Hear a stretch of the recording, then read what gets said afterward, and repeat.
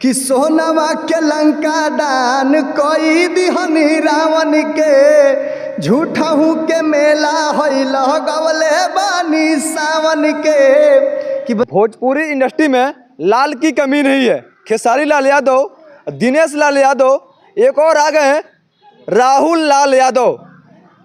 जो सामने दिख रहे हैं, जो हेयर स्टाइल बिल्कुल खेसारी लाल यादव की सेकेंड कॉपी जैसा दिख रहे हैं, लेकिन ये भी अपने सुर और ताल के माध्यम से किस प्रकार से और कितना सुंदर और अच्छा गाना गाते हैं। फिर भी हम सुनते हैं इस सावन के महीने में क्या इनकी तैयारियां हैं। सबसे पहले स्वागत है।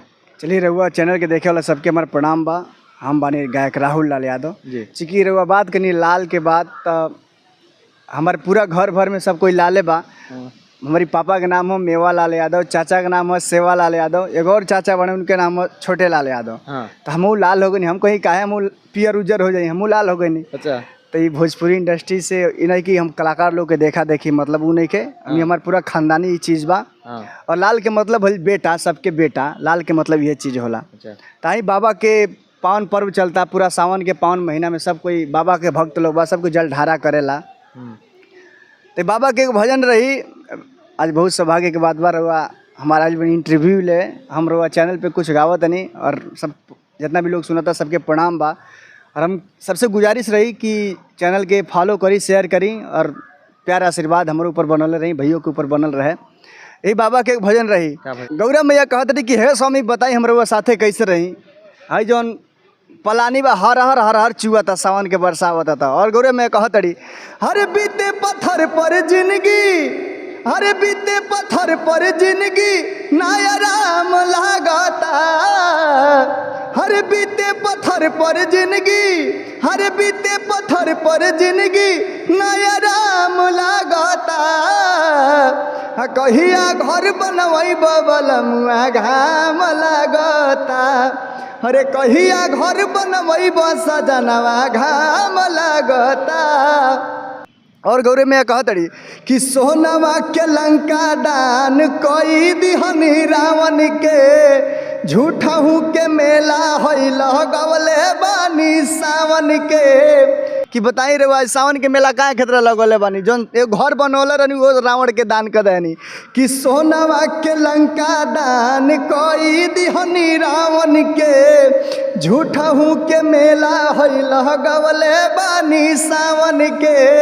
हरे नाश्ता में भांग धतुर के, हरे नाश्ता में भांग धतुर के रोजो काम लागता। कहिया घर बनवई बबलमुआ घाम लागता। अरे कहिया घर बनवई सजनवा घाम लागता। लेकिन जो ये आपके गाना बाटे सावन पे, जी जी जी, कुछ और भी तैयारी बाटे भोले बाबा के नाम पे। हाँ भोले बाबा आज के समय में सब केहू मतलब जो युवा लोग बाटे जो गाना गाए वाला एक अलग दुनिया में बह गए बना। तो आप कौन दुनिया में चलाता नहीं टाइम? अब हमहू तो वही दुनिया में बानी, लेकिन सब सिचुएशन के हिसाब से हर एक चीज़ देवे के पड़ेला। लेकिन एगो हमहू गीत गोले बानी सावन के पावन महीना में, बहुत ही सुंदर सुंदर गीत बा।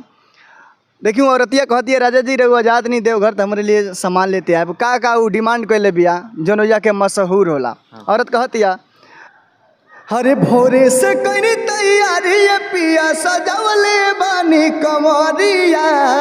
देखियो औरत बड़ा भाव से वियोग में होके कहती है कि राजा जी रहुआ बाबा में एकदम ध्यान लगा लीन हो जाए बाबा में।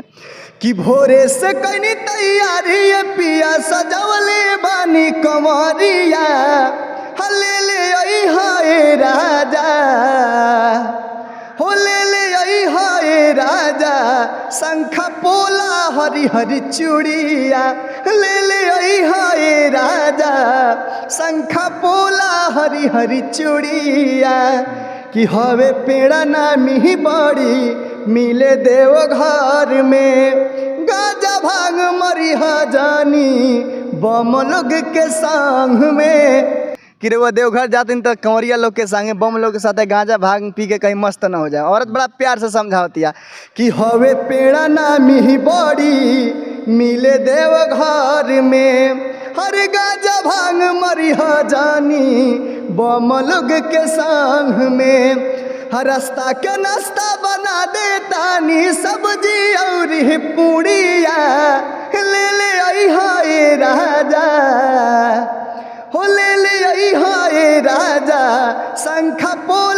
हरी हरी चूड़िया। ये गाना हमारी पर्सनल ऑफिशियल चैनल पे बा, राहुल लाल इंटरटेनमेंट। अच्छा, ये आपके संघर्ष भरी जो कहानी बाटे, ये कितना साल से चलत चली बा? ये लगभग हमार 5-6 साल से हमार संघर्ष बा। अच्छा। हाँ, मेहनत कंटिन्यू जारी बा।